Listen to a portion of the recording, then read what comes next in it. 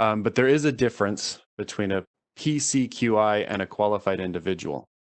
I hope I've made that clear. Another issue that we've seen in the field is employee training records, and there's been a lot of confusion as to what is required and what those will look like and who has to put that all together. The definition for what is actually required in training records for all of the qualified individuals, the employees who are actually doing the work in the plant, who are making, holding, distributing, processing the food, is that they have to have some kind of training in animal food hygiene and animal food safety so that they know how to actually interact with the feed or food ingredients in a hygienic way so that they are not introducing contamination or adulteration. And these records, if you go to Subpart F of the regulation, which is basically, Subpart F is all how records are supposed to be maintained, for how long and what form. And it clearly spells out what kind of training record or how the training record should be maintained. But the only thing that is required that is spelled out is the food safety and animal food hygiene training. But when we go and do an inspection, if we start asking, okay, so how do you train your employees? How do you know that they're qualified individuals? We're going to want to look at some kind of validation that you're actually looking at your employees to make sure they know what they're doing. Either that you can have documentation as to whether they're educated in classes or they have a degree, or whether they've just on the job shadow training and have experience, or any kind of combination. We're going to try and say, hey, did this actually happen? And the old government rule, if it didn't happen on paper, then it never happened, would kind of apply. So we would want to see some kind of validation documentation to prove, hey, that these are qualified individuals, and we know that because of. Another issue with the employee training records is whenever we ask for employee training records, a lot of people will hand us their OSHA. I was brought up saying OSHA. It's now DOSH, Division of Occupational Safety and Health training records. What we're looking for when we say employee training records, we're not looking for that they can drive a forklift, or that that they've been trained how to deal with a cut or something like that they know what a bloodborne pathogen is. What we're looking for is, are they a qualified individual, and do they have the education, training, or experience to do the job in a safe way? The main issue for the state so far in our current good manufacturing practices inspection, the most NOCs are written because of pest control. And a NOC with our state is basically the equivalent of an FDA 483. It's kind of our letting you know that there were some objectionable conditions noted, and are kind of the follow-up and the response as to what needs to happen. The majority of our NOCs have been written because of pest control issues.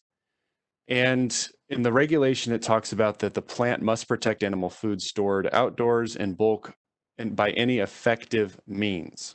So the emphasis needs to be put on effective. That if you're hiring an outside company, that does not necessarily absolve you from the responsibility of making sure that your food or food ingredients are safe or not contaminated by pests.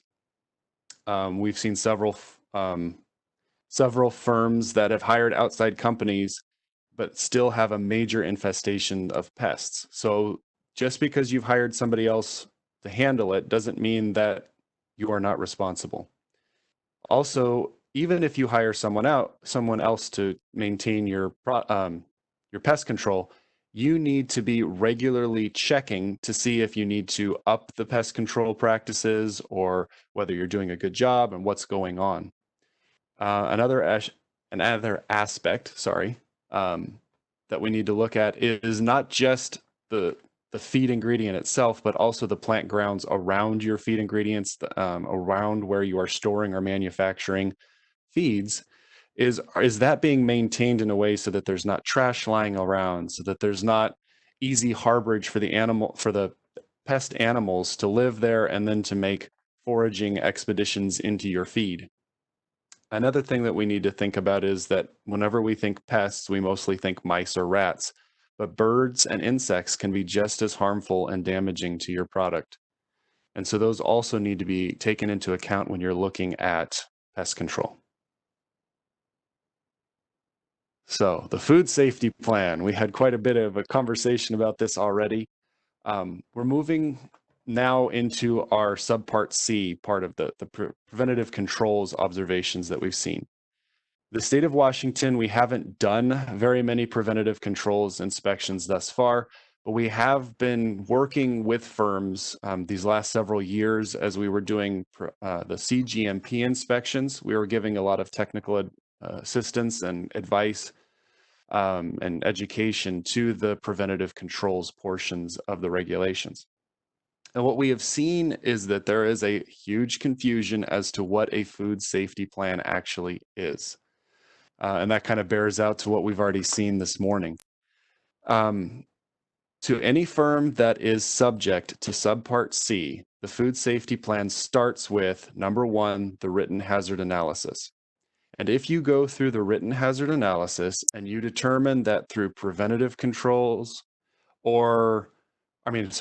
prerequisite programs. I will start over. If you go through the hazard analysis and you have determined that through your prerequisite programs, you are able to control any adulteration, contamination, potential problems, then you're done. If you have gone through your hazard analysis and you realize that there's not a known or reasonable foreseeable risk to what you are manufacturing, then that is your food safety plan. But if you go through your hazard analysis and you determine, hey, we need a preventative control for this point, then your preventative controls would need to be created and written and be part of your food safety plan. Then you'll also need to implement a recall plan. You'll have to have some procedures for monitoring the implementation of those preventive controls, the written corrective actions. So if something happens and one of your preventative controls is not adequate, then how do we react? How do we take care of this issue? And any verification procedures as well will all automatically become part of your food safety plan. So I hope that makes sense. Everyone who is subject to Subpart C has to do number one, and it has to be written. Only once number one is done, if you determine that number two needs to be implemented, then 2 through 7 may or may not be part of your food safety plan. I hope that clears things up a little bit. Also, we've seen quite a few firms that have their HACCP plan put together, and there's a few points that you need to understand that a food safety plan is not identical to a HACCP plan. So just if a firm does have a HACCP plan, that doesn't necessarily mean that they are in compliance with the preventative controls. Some of the key differences are the hazards you're looking at. And over here, you can see that in the food safety plan, radiological hazards need to be considered and economically motivated adulteration need to be considered. And economically motivated adulteration means someone who is misbranding a product, or if someone is going to intentionally adulterate a product for economic gain over a competitor. Those also need to be thought of in a food safety plan. Preventative controls, there's some difference on how you're implementing those and how the processes work. Records for how you keep the documentation of what you're doing with the preventative controls is a little different, and monitoring is also different. And FDA purposely created some differences between a HACCP plan and a food safety plan because of some different issues that they saw happening in industry, so that they created some little differences so that they could try and cover some of the different adulterations and objectionable conditions that they'd seen in the past. That is what our state has been seeing so far in the current good manufacturing practice and preventive control arenas. If you guys are interested in learning more or want to contact any of us in the state, this is your animal food inspector team. So please feel free to reach out to the inspector in your area. We would love to be able to help you guys in any way that we can. Thank you. Thank you so much, David. That was wonderful. And we do have a question for you. Do you consider pet cats and feral cats, for that matter, a pest? So the great answer is always, it depends. Generally, we will say that cats, pet cats or feral cats, will be considered a pest if you have feed or feed ingredients around that the pet or feral cat can contaminate or adulterate. Okay. So generally, we will say, yes, they are considered a pest, but it depends. So. Okay. Any other questions that I might have missed? I don't think so. And I know Ashley Rose is providing a lot of information in the chat.